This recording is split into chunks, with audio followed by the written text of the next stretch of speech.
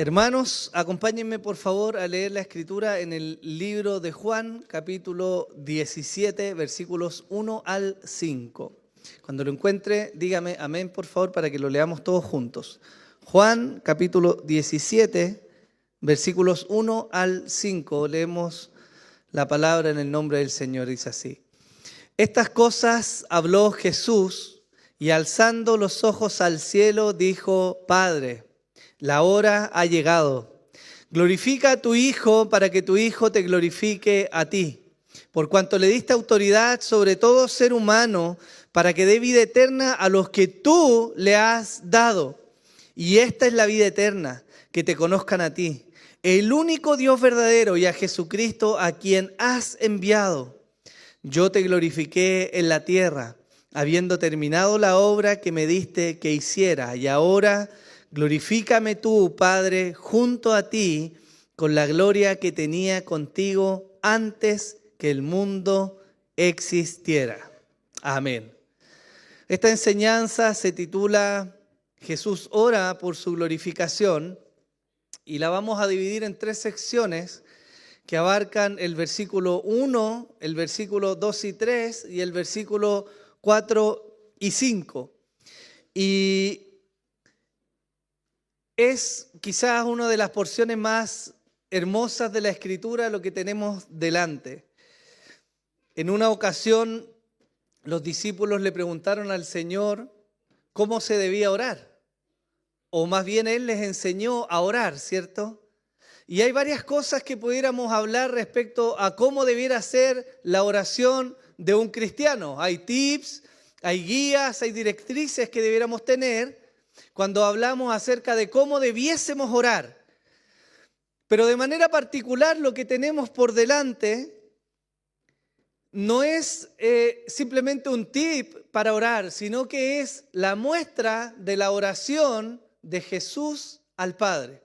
Es decir, estamos viendo en estos primeros versículos y en todo lo que vamos a ver en el capítulo 17, cómo es que Jesús oraba al Padre. Y si ustedes se recuerdan un poco, lo decía mi hermano Juan Pablo la semana pasada, hemos venido estudiando la última noche de Jesús con sus discípulos, ¿cierto? Desde el capítulo 13 de Juan, Él se encierra con los discípulos, con los apóstoles en el aposento alto y comienza a hablarles lo que vendría a ser, entre comillas, la última lección antes de que Él fuera crucificado y ascendiera al cielo. Y de manera particular, en el capítulo 17, nosotros vemos que Jesús ya no está entregando estos mensajes, no está revelando, no les está contando a sus discípulos cosas que deben hacer o que van a venir, sino que ahora cambia el tono y Jesús delante de ellos comienza a orar. Él comienza a orar. Y es importante lo que tenemos por delante, porque como les decía, si bien nos enseñó a orar, ahora Él está orando y nos está mostrando cómo Dios encarnado, el Hijo, ora al Padre. Hermanos, durante siglos y siglos, los fieles esperaron el momento que estaba a punto de ocurrir. Y desde la cena en el aposento alto, como un crescendo de la melodía divina, nos acercamos al momento clímax de toda la historia de la humanidad. No hay momento más importante en la historia de la humanidad que este que estamos a punto de presenciar. Ni la gloria en el templo, ni los milagros en el desierto, ni la conquista de la tierra, ni nada de lo que vimos antes es tan sublime e importante como lo que está a punto de acontecer. Hermanos, estamos llegando al mejor momento en la película. La melodía comienza a subir. No sé si usted tuvo la oportunidad de ver una película que se llama Interestelar. ¿La vio alguno? ¿Sí? No lo vamos a apedrear, puede decir que sí. Esa película tiene un momento muy particular y es cuando ellos se acercan a un mundo, están buscando a uno de los compañeros que habían viajado antes y llegan y aterrizan en un mundo que era completamente de agua. Y es muy interesante que hay una melodía, un compás de fondo que se escucha en la medida que ellos están ahí, y eso tiene una lógica, porque en la medida que ese tono se va repitiendo, están pasando años y años en la Tierra, lejos de ese planeta. Y fíjense que ellos comienzan a estar ahí, comienzan a explorar y el tono comienza a acentuarse, la melodía comienza a crecer hasta el punto en que casi quedan atrapados ahí. Y intuitivamente, aquellos que estamos mirando esa escena, sabemos por la música que algo va a ocurrir, ¿o no? ¿Lo ha visto alguna vez? La melodía sirve entonces como una muestra de lo que está a punto de ocurrir. Y quería dar este ejemplo, hermanos, porque la historia de la redención, de manera similar, va aumentando en intensidad de los hechos y del relato hasta llegar al punto en el que estamos ahora. Los discípulos se encuentran aún con incertidumbre. Ellos todavía no tienen completa claridad de lo que va a ocurrir, pero en los cielos están atentos a lo que está a punto de venir. Los ángeles están de espectadores de este momento tan especial. Y el Hijo, desde la eternidad, ha aguardado este preciso instante. Y aquí, justo en este momento, el Señor decide hacer algo. No relatar un discurso más, no dar otra enseñanza en particular, sino que Él levanta los ojos al cielo y Él ora. Hermanos, y esto es realmente importante, porque si yo les preguntara, ¿quién de nosotros realmente elegiría elevar una oración al cielo, sabiendo que en pocos segundos vamos a experimentar uno de los tormentos más grandes que físicamente podemos experimentar? ¿Usted elegiría elevar una oración al cielo? Si nosotros supiéramos que estamos a momentos de que nuestra vida sea puesta en sacrificio, ¿usted elegiría orar? ¿No preferiríamos algunos de nosotros tomar a nuestra familia y decirles cuánto les amamos? ¿No preferiríamos acercar a los que tenemos cerca a nuestros hijos y darles quizás algún consejo? Pero Jesús en este momento, Él decide orar. Hermanos, y no es una casualidad que Él decida orar, tiene algo importante que mencionarnos este fragmento de la Escritura.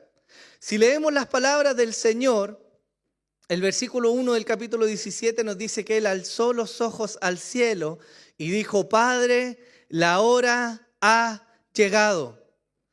Juan es muy particular en la forma en que él escribe el Evangelio, porque él se fija de estos detalles y en particular el tema del momento o la hora él lo deja registrado.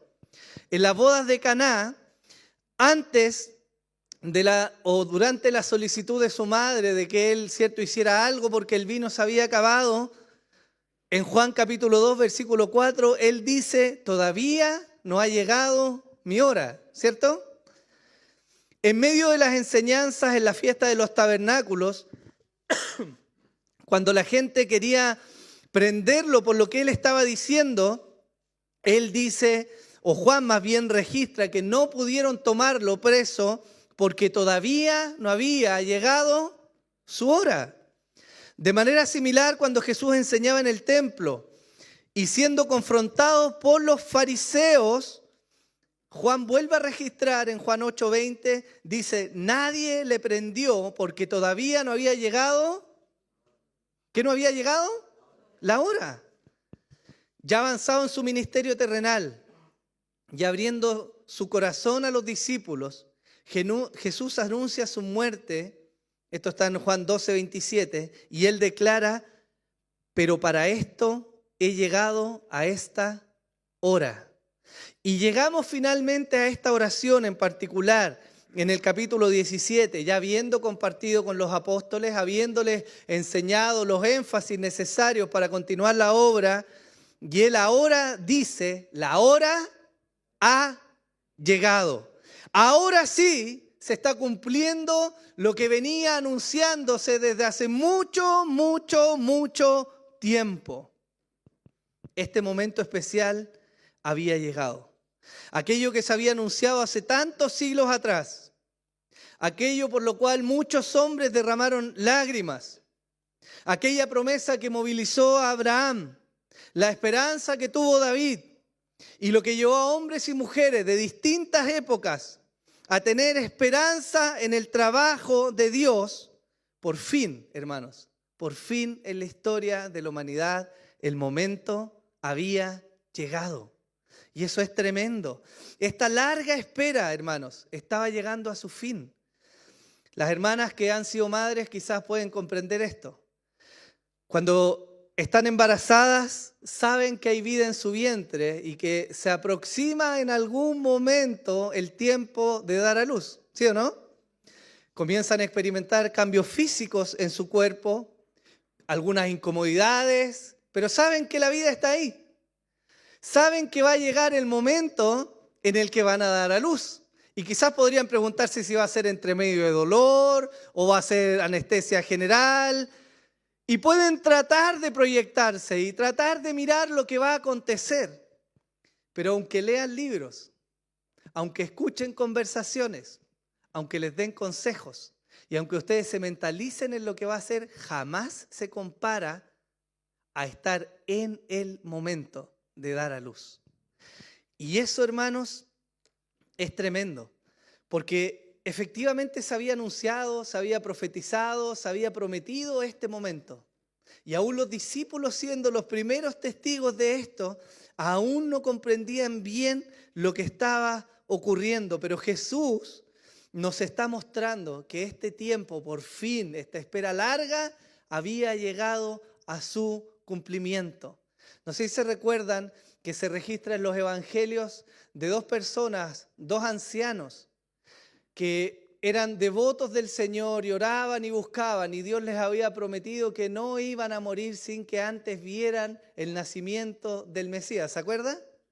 Ellos aguardaron por largos años, esperaron, y Dios había puesto en sus corazones la convicción del nacimiento del Mesías. Y los evangelistas registran que ellos conocieron a este Mesías. Este Mesías, el mismo, es el que ahora está dando cumplimiento a este tiempo. Se demoró desde nuestra perspectiva humana, ¿no? Pudiera haberse tardado quizás para muchos. Y muchas generaciones vivieron, como registra el autor de Hebreos, esperando el cumplimiento de la promesa.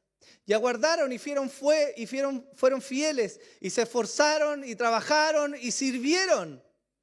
Y dice Hebreos que no vieron el cumplimiento de la promesa.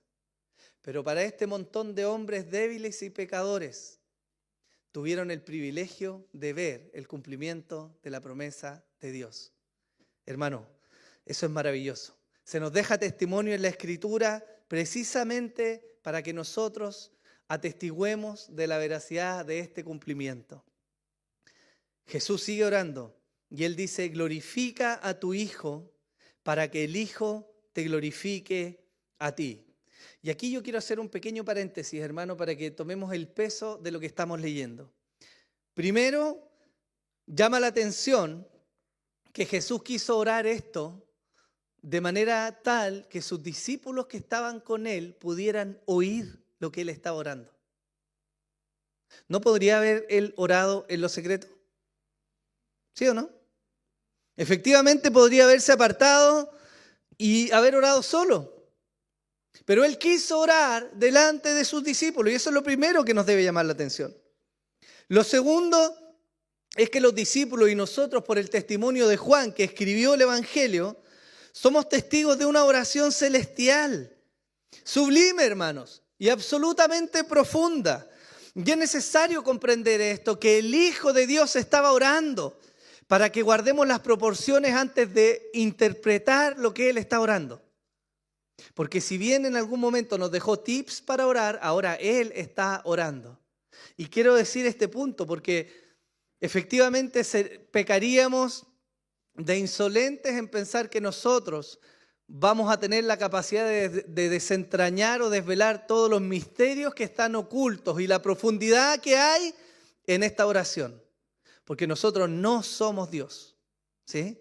Y nuestra naturaleza corrupta no nos permite comprender probablemente la plenitud y la profundidad de esta maravillosa oración. Pero sabemos que Él quiso orar delante de sus discípulos y de eso tenemos mucho que aprender.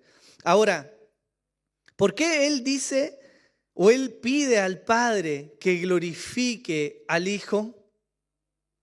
Quizás debiéramos recordar algunos conceptos como la gloria de Dios. Y podríamos definirlo de manera vaga, me atrevería a decir, como el despliegue de la belleza, la majestad y la completitud de todos los atributos de Dios. La gloria de Dios se nos enseñó en algún momento, la doxa, como es la palabra griega que se ocupa, como esta completitud, esta plenitud de la belleza de Dios y de sus atributos. Es una palabra difícil de definir. Pero el Hijo le está pidiendo al Padre que le glorifique.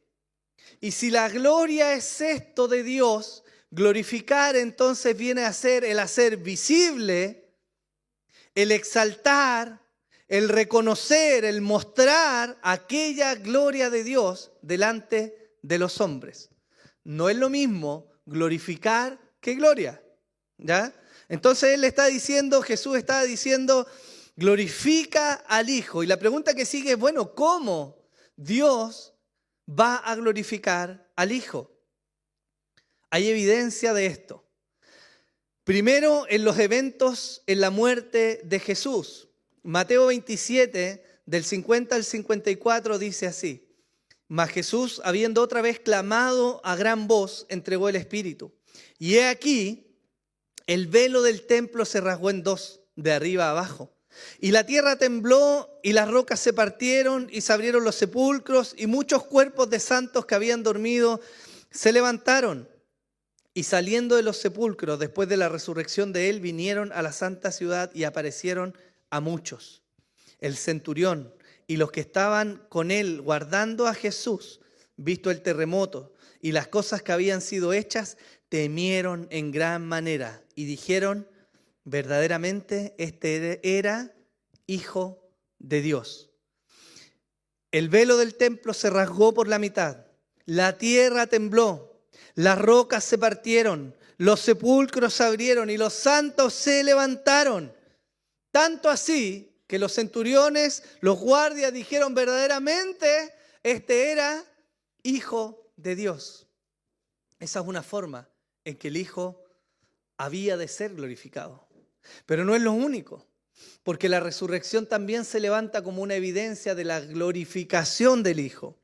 En Lucas 24, del 1 al 3 dice, pero el primer día de la semana, al rayar el alba, las mujeres vinieron al sepulcro trayendo las especias aromáticas que habían preparado y encontraron que la piedra había sido removida del sepulcro y cuando entraron no hallaron el cuerpo del Señor Jesús.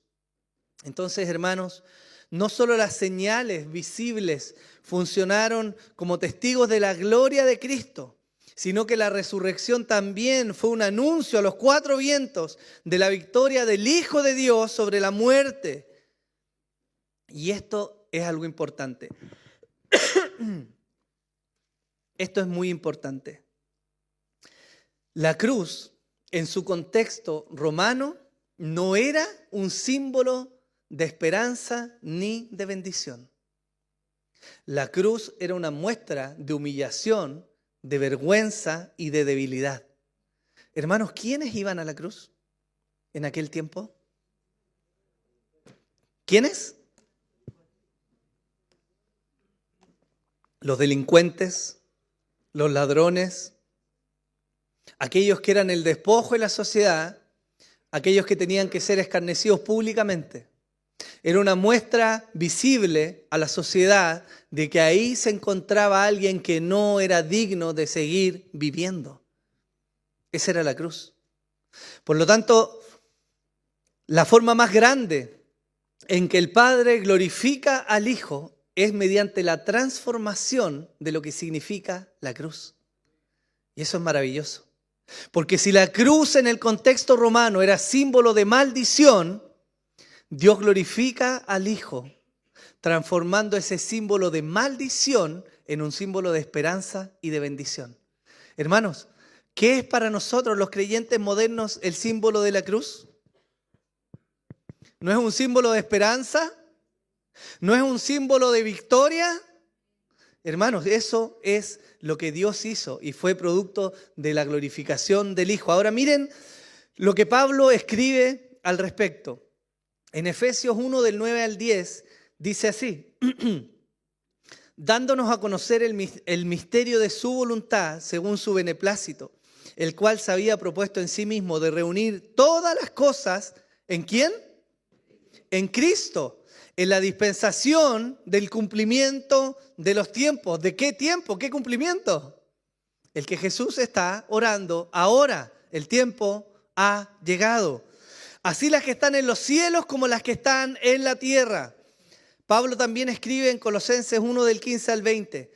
Él es la imagen del Dios invisible, el primogénito de toda creación, porque en Él fueron creadas todas las cosas, las que hay en los cielos y las que hay en la tierra, visibles e invisibles, sean tronos, sean dominios, sean principados, sean potestades. Todo fue creado por medio de Él y para Él. Y Él es antes de todas las cosas, y todas las cosas en Él subsisten, y Él es la cabeza del cuerpo, que es la iglesia. Él que es el principio, el primogénito de entre los muertos, para que en todo tenga la preeminencia, por cuanto agradó al Padre que en Él habitase toda plenitud, y por medio de Él reconciliar consigo todas las cosas, así las que están en la tierra como las que están en los cielos. Mire lo que dice acá: haciendo la paz mediante la sangre de su cruz. También en Colosenses dice así, Colosenses 2, 13 al 15. Y a vosotros, estando muertos en pecados y en la incircuncisión de vuestra carne, os dio vida juntamente con Él, perdonándoos todos los pecados, anulando el acta de los decretos que había sido contra nosotros, que nos era contraria, quitándola de en medio y clavándola en la cruz. Y despojando a los principados y potestades, los exhibió públicamente, triunfando sobre ellos en la cruz. El Padre ha querido reunir todas las cosas en Cristo. El Padre ha dado todo a Jesús. El Padre ha hecho habitar toda la plenitud en Cristo. Y el Padre mismo ha puesto a Cristo para reconciliar a través de Él todas las cosas. ¿Dónde se cumple esto? Hermanos, ¿dónde se cumple esto? Se cumple en la cruz. Y Jesús está orando momentos antes de que Él sea entregado para luego ser llevado a la cruz. Él está orando: Padre, glorifícame. Y esa glorificación ciertamente vino a través de la cruz. El Hijo será glorificado por el Padre a través de la cruz. Y esta pasará de ser el símbolo de maldición a ser un símbolo de esperanza y victoria en Jesús. Dicho de otra forma, la cruz pasó de ser el medio de la vergüenza y de la desgracia a ser el medio a través del cual la belleza, el poderío y la majestad de Cristo son visibles a toda carne y sobre todo, en particular, a los escogidos de Dios, hermanos. Hasta acá entonces tratamos de comprender cómo el Padre ha de glorificar al Hijo.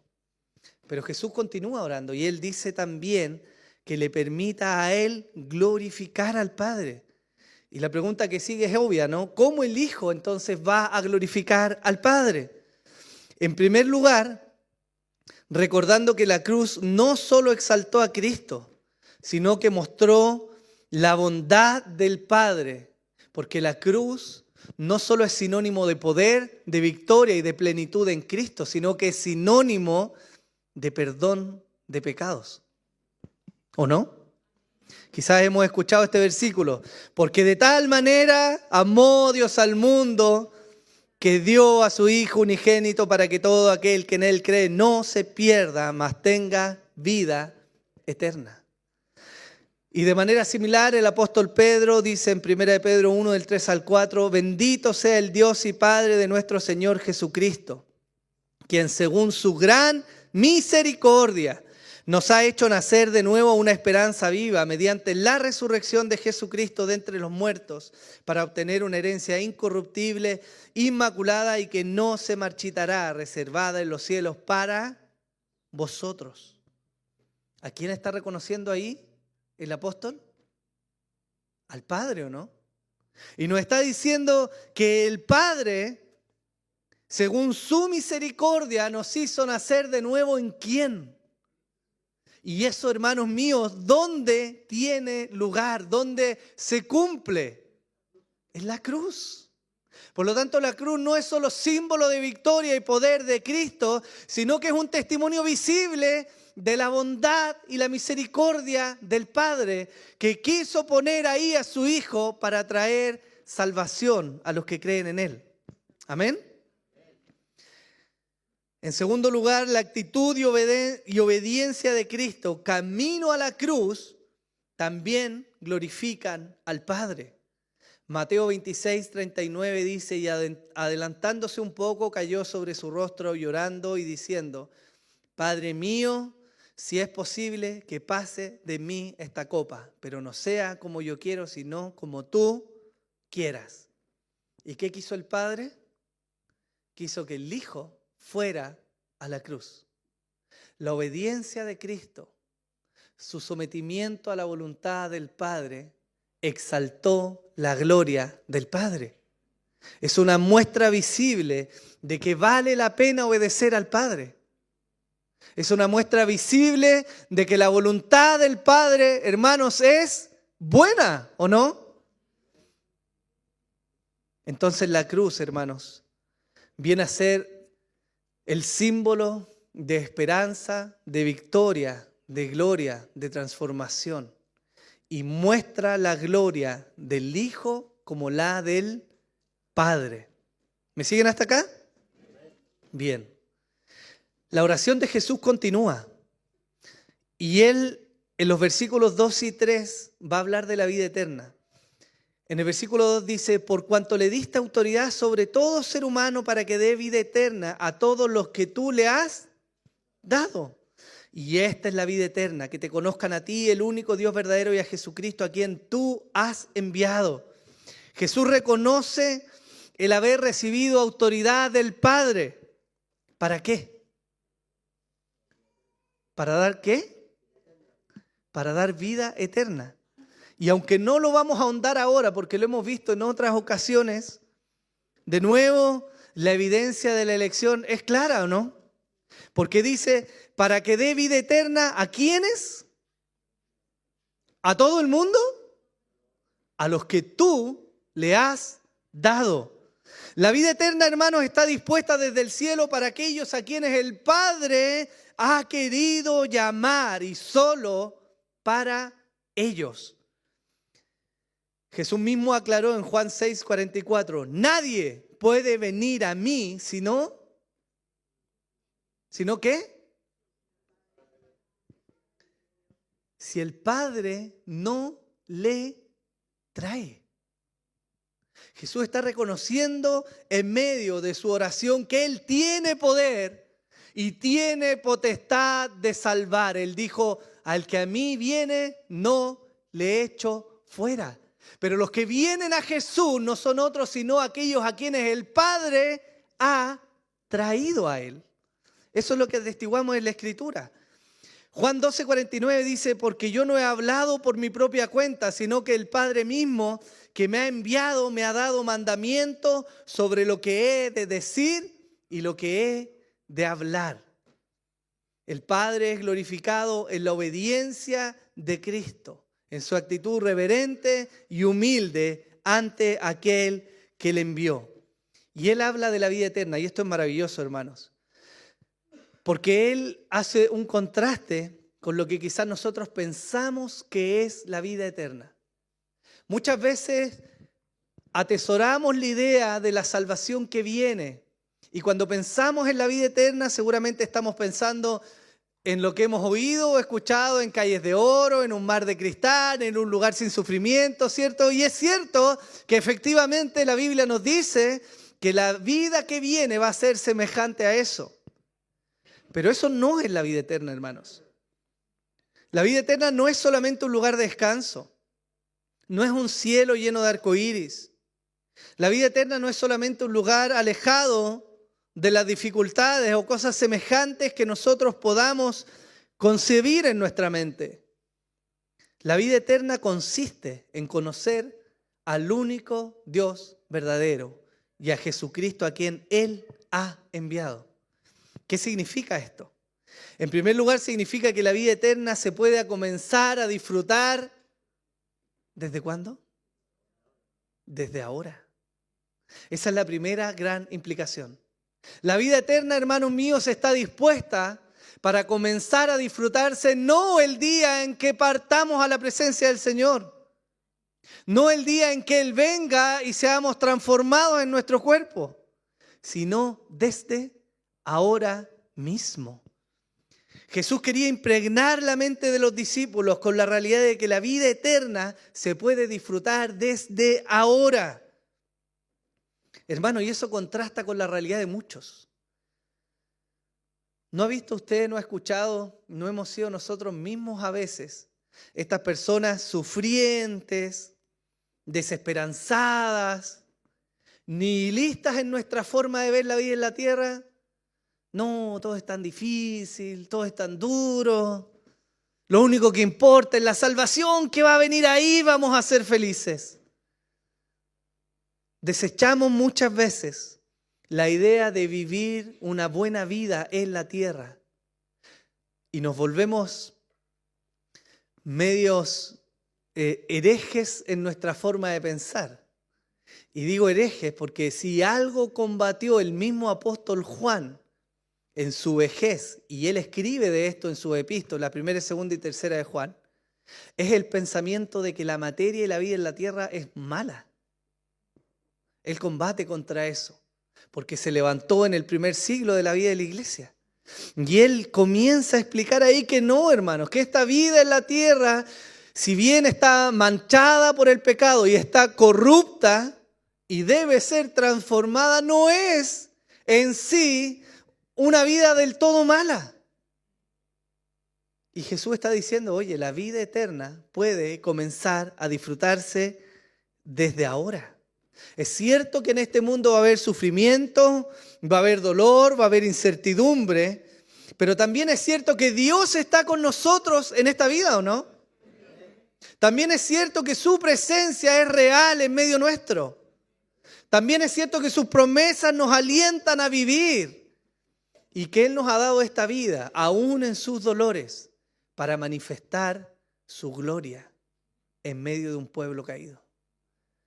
Esto quiere decir, hermanos, que no tenemos que tener una visión escapista de la vida.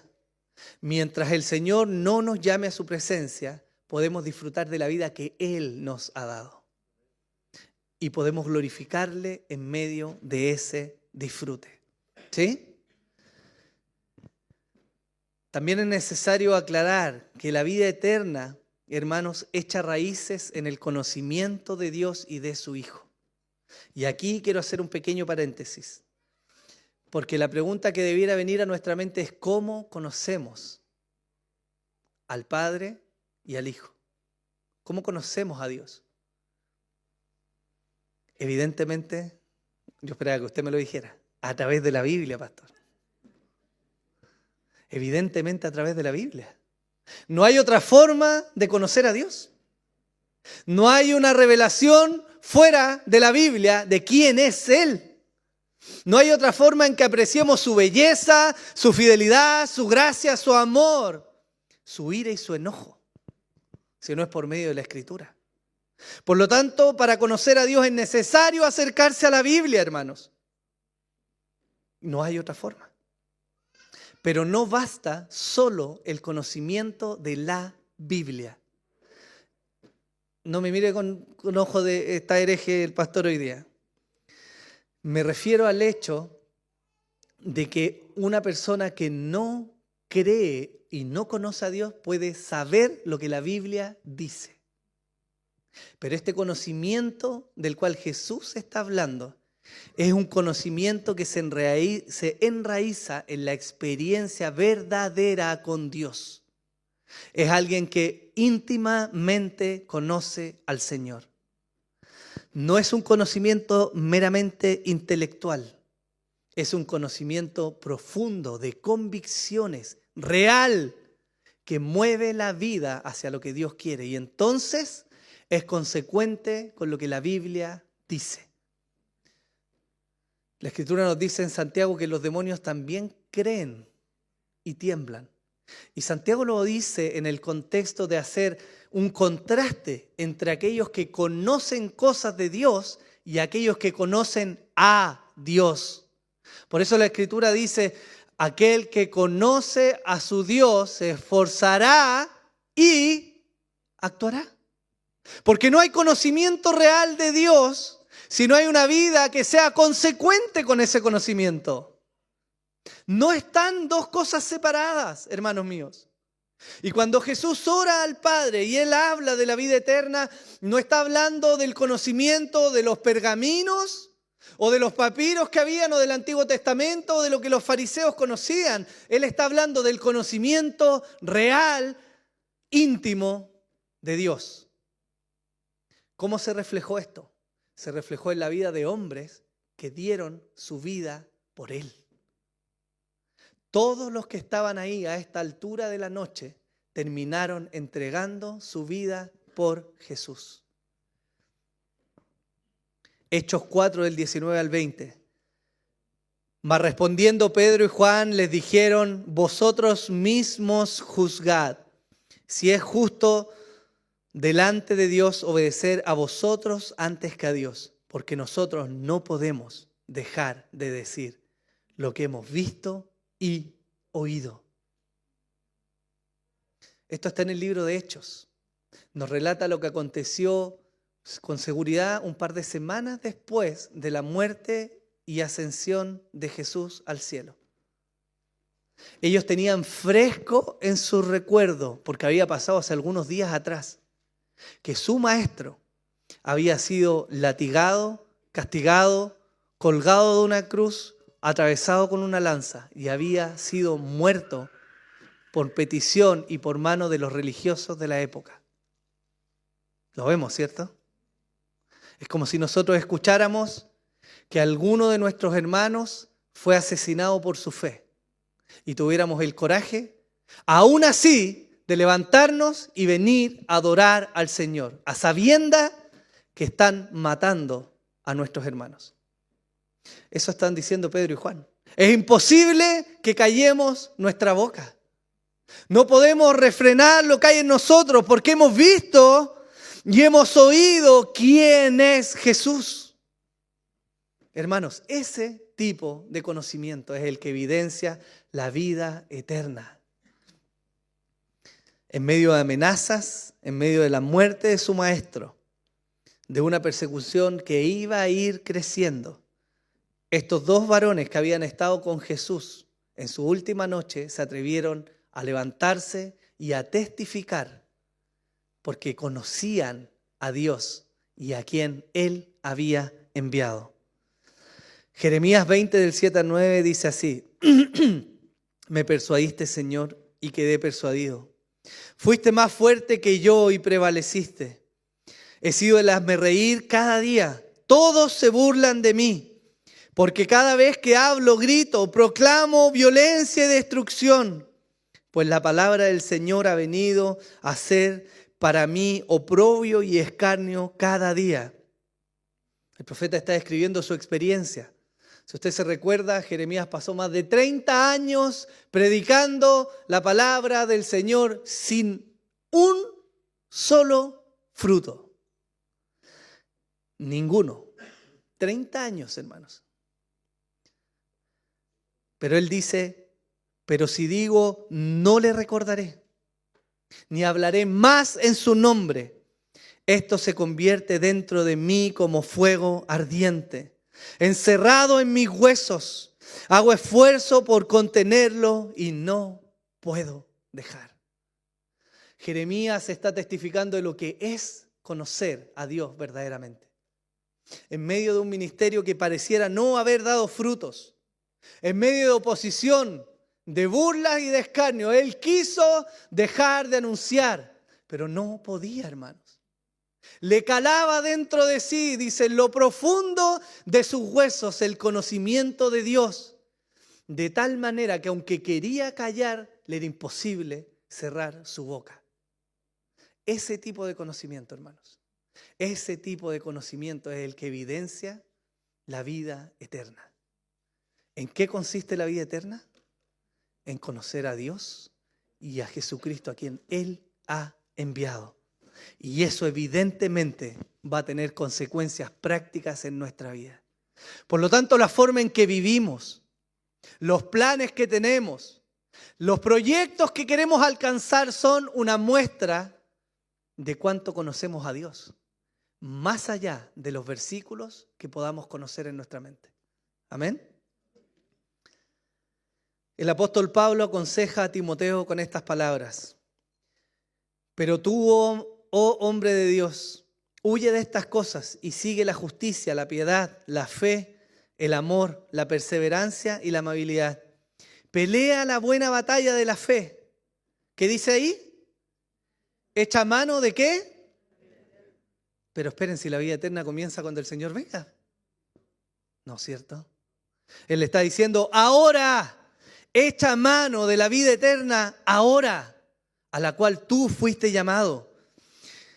Y de la que hiciste buena profesión en presencia de muchos testigos, te mando delante de Dios que da vida a todas las cosas y de Cristo Jesús, que dio testimonio de la buena profesión delante de Poncio Pilato, que guardes el mandamiento sin mancha ni reproche hasta la manifestación de nuestro Señor Jesucristo, la cual manifestará a su debido tiempo el bienaventurado y único soberano, el Rey de reyes y Señor de señores, el único que tiene inmortalidad y habita en luz inaccesible, a quien ningún hombre ha visto ni puede ver. A Él sea la honra y el dominio eterno. Amén. Pablo le dice a Timoteo, y es muy particular porque si quisiéramos decirlo de manera coloquial, uno de los propósitos de la carta de Pablo a Timoteo, él era un joven pastor, y el tenor de la carta es decirle, Timoteo, amáchate, sé hombre, ponte los pantalones, cumple el ministerio que Dios te ha encomendado. Ese es el tenor de la carta. Y él le está diciendo, bueno, en medio de todo esto y de las aflicciones y de la incertidumbre, ¿cómo lo vas a hacer? Echa mano a la vida eterna. Comienza a gozar de aquello que Dios ya te ha entregado. Hermanos, si eso es cierto para Timoteo, ¿cuánto más para la iglesia de hoy? ¿O no? ¿O no podemos disfrutar de la vida eterna? Hermanos, no hay que esperar a llegar al cumplimiento del fin de nuestra vida para tener la esperanza de disfrutar de la vida eterna. Es cierto que cosas van a cambiar, pero la vida eterna se puede disfrutar desde ahora. Y qué miserables seríamos nosotros si no pudiera ser así. Porque no perseguimos una esperanza vacía, ¿o sí? ¿O caminamos detrás de algo que no tenemos certeza si se va a cumplir? Hermanos, ¿no es la evidencia de Dios real en nuestras vidas hoy? ¿No debieran ver nuestros hijos, nuestra familia y nuestros vecinos alrededor nuestro la vida de Dios en nosotros? Tanto la negación como el deseo de perseverar, el poner nuestro cuerpo a sacrificio, el negarnos a nosotros mismos, el avanzar, el amar, que es lo que el Señor nos estaba enseñando, no nace, hermanos míos, sino del profundo y real conocimiento de Dios en nosotros. No hay otra forma en que el cristiano se pueda impulsar, salvo el haber conocido a quien nos salvó. Y en esto debiéramos examinarnos todos nosotros, ¿no? Si realmente estamos viviendo hoy día por religiosidad o no podemos dejar de seguir, amar y servir a este Dios tan maravilloso que nos ha rescatado. Fíjense en el énfasis que hace el apóstol Juan en la descripción de la vida eterna en el libro de Apocalipsis. Capítulo 21 dice: y vi un cielo nuevo y una tierra nueva, porque el primer cielo y la primera tierra pasaron, y el mar ya no existe. Y vi una ciudad santa, la nueva Jerusalén, que descendía del cielo de Dios, preparada como una novia ataviada para su esposo. Entonces oí una gran voz que decía desde el trono: he aquí, el tabernáculo de Dios está entre los hombres, y Él habitará entre ellos, y ellos serán su pueblo, y Dios mismo estará entre ellos. Él enjugará toda lágrima de sus ojos, y ya no habrá muerte, ni habrá más duelo, ni clamor, ni dolor, porque las primeras cosas pasaron. Hermanos, ¿dónde está el énfasis de ese relato? ¿En la nueva Jerusalén que desciende? ¿En que ya no va a haber dolor, ni sufrimiento, ni angustia, ni temor? Hermanos, lo que está al centro de ese relato es que de todo lo que viene nuevo es que Dios estará en medio de su pueblo. Y este pueblo será el pueblo de ese Dios. Por lo tanto, si pensamos en la vida eterna, hermano, más allá de todo lo externo que pueda venir, lo más glorioso es que vamos a estar con Él. Es que le vamos a conocer sin la corrupción de nuestra carne, sin la corrupción de nuestra mente afectada por el pecado. Dios habitando con ellos. Ese es el énfasis de la vida eterna. Y esto, como les decía, se extiende hasta nosotros hoy. Es decir, la vida eterna inicia con la comunión personal con nuestro Dios. ¿O no? ¿Puedes decir amén? La vida eterna comienza acá. Finalmente, el último punto de nuestra enseñanza son los versículos 4 y 5.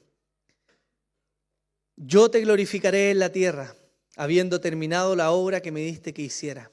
Y ahora glorifícame tú, Padre, junto a ti, con la gloria que tenía contigo antes que el mundo existiera. En esta parte final del texto, la obediencia de Cristo en hacer la obra del Padre trae como implicancia que el Padre es glorificado. ¿Ya? Lo voy a leer de nuevo porque aquí hay una aplicación práctica importante. Yo te glorifiqué en la tierra, habiendo terminado la obra que me diste que hiciera. ¿Cierto? ¿Qué hizo Jesús? Glorificó al Padre. ¿Cómo lo glorificó? Habiendo terminado la obra que Él le dio. Es decir, Jesús obedeció. Entonces, la consecuencia lógica, ¿cierto?, es que Dios es glorificado en nuestras vidas cuando ¿usted quiere saber cómo glorificar a Dios? Entonces obedézcale, porque en eso es glorificado el Señor.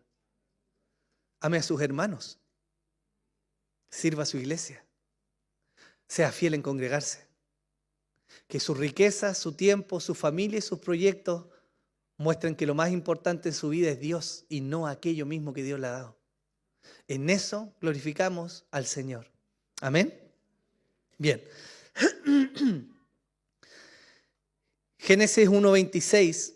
Y dijo Dios: hagamos al hombre a nuestra imagen conforme a nuestra semejanza. Aquí hay una implicancia tremenda también. Y es que con lo que Jesús está orando, Él está afirmando no ser un ser creado, sino que ha existido y ha compartido la gloria con el Padre desde la eternidad. Desde la eternidad Él ha estado con Él. Entonces, la glorificación de Cristo implica una vuelta a su estado antes de la encarnación. ¿Ya? Apocalipsis 5 nos da una fotografía de lo que va a hacer. Y miren lo que dice. Y vi en la mano derecha del que estaba sentado en el trono un libro escrito por dentro y por fuera, sellado con 7 sellos. Y vi un ángel poderoso que pregonaba a gran voz: ¿quién es digno de abrir el libro y desatar sus sellos? Y nadie, ni en el cielo, ni en la tierra, ni debajo de la tierra, podría abrir el libro ni mirar su contenido. Y yo lloraba mucho porque nadie había sido hallado digno de abrir el libro ni de mirar su contenido. Entonces uno de los ancianos me dijo: no llores, mira, el león de la tribu de Judá, la raíz de David, ha vencido para abrir el libro y sus 7 sellos. Miré y vi en el trono con los 4 seres vivientes y los ancianos a un cordero de pie, como inmolado, que tenía 7 cuernos y 7 ojos, que son los 7 espíritus de Dios enviados por toda la tierra. Y vino y tomó el libro de la mano derecha del que estaba sentado en el trono. Cuando tomó el libro, los 4 seres vivientes y los 24 ancianos se postraron delante del Cordero. Cada uno tenía una arpa y copas de oro llenas de incienso, que son las oraciones de los santos, y cantaban un cántico nuevo, diciendo: digno eres de tomar el libro y de abrir sus sellos, porque tú fuiste inmolado y con tu sangre compraste para Dios a gente de toda tribu, lengua, pueblo y nación. Y los has hecho un reino de sacerdotes para nuestro Dios, y reinarán sobre la tierra.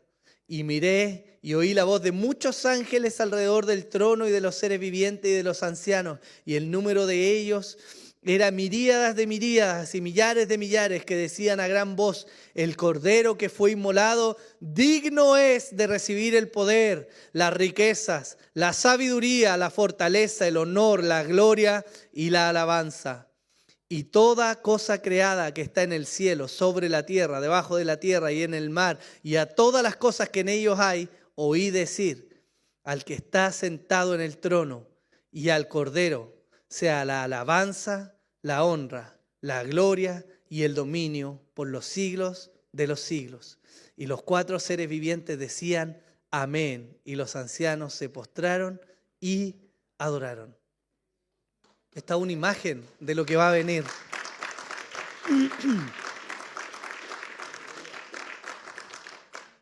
Juan nos relata, hermanos, una fotografía de lo que ha de venir. Y lo que vemos ahí es la exaltación de Jesús, es la gloria y la honra del Cordero de Dios. Aquel que estuvo desde antes de la fundación del mundo ha de ser exaltado, fue exaltado y reina y va a ser reconocido junto al Padre en la gloria eterna. Ese, hermanos míos, ese es Jesús. Por lo tanto, cerremos el círculo de lo que hemos venido diciendo. Jesús comienza a orar y le dice al Padre: glorifícame. Y el Padre ha de glorificar al Hijo, transformando el símbolo de la cruz de maldición a bendición y enalteciendo a aquel que fue tenido por maldición para ser reconocido delante de todos los pueblos. La Biblia nos muestra que algún día todos, hermanos, creyentes y no creyentes, doblarán rodillas delante de Jesús. Y los mismos que le condenaron y no le reconocieron, los mismos que le negaron y los mismos que han blasfemado y seguirán blasfemando hasta que ese tiempo llegue, doblarán sus rodillas delante de Él. Ese es Jesús. No es un flaco sufriente colgado de un madero, hermanos. Es Rey de reyes y Señor de señores. Es a quien se le dio todo el dominio, todo el poder, toda la gloria y toda la honra. Y la iglesia va a reconocer quién es Jesús. Amén. Por lo tanto, el Padre ha cumplido y seguirá cumpliendo esta oración de Jesús, ¿no? Él ha de seguir glorificando al Hijo.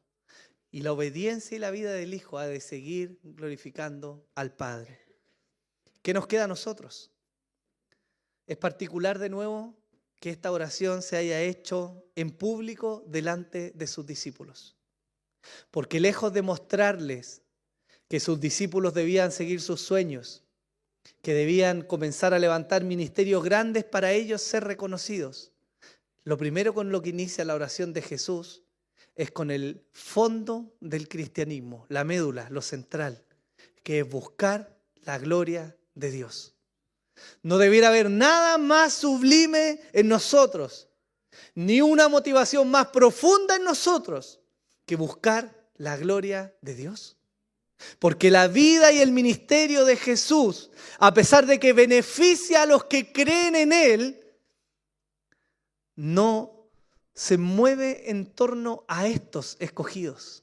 Se mueve en torno a la gloria del Padre, que trae como fruto la salvación de estos escogidos. ¿Lo vemos?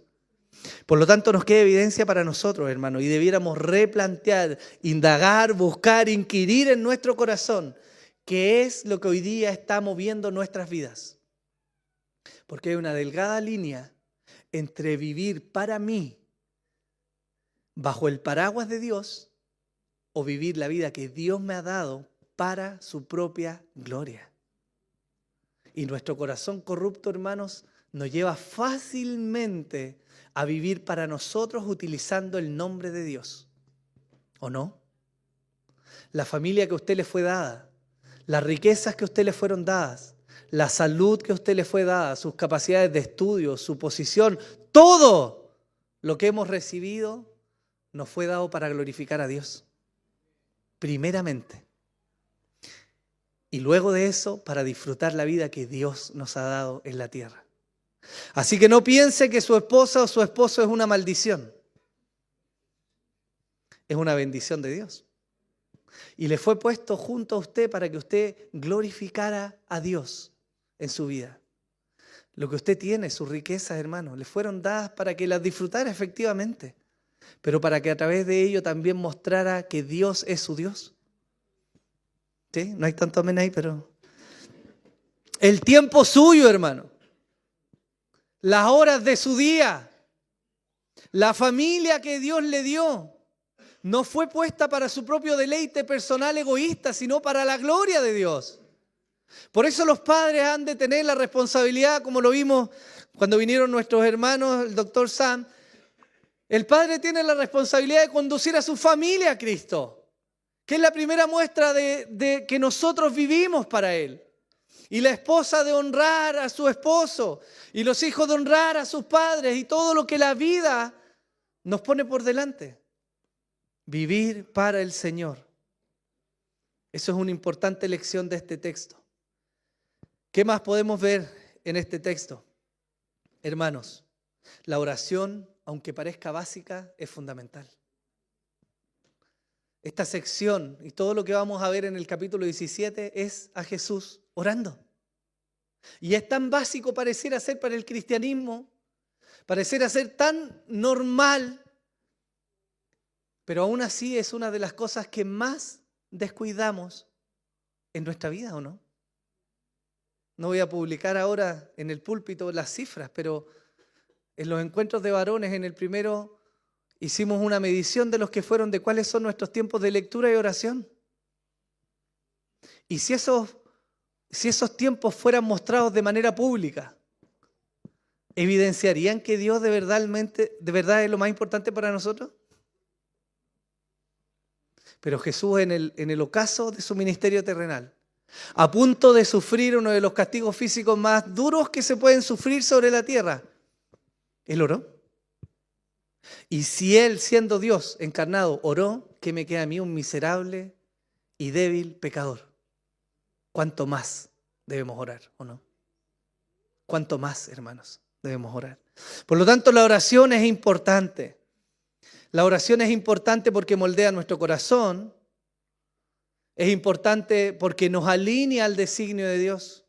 Pero es importante porque es una muestra de cuánto conocemos a aquel que verdaderamente ha de cumplir las cosas que le pedimos en su voluntad, ¿no? Porque la oración de Jesús se cumplió y el Padre le glorificó.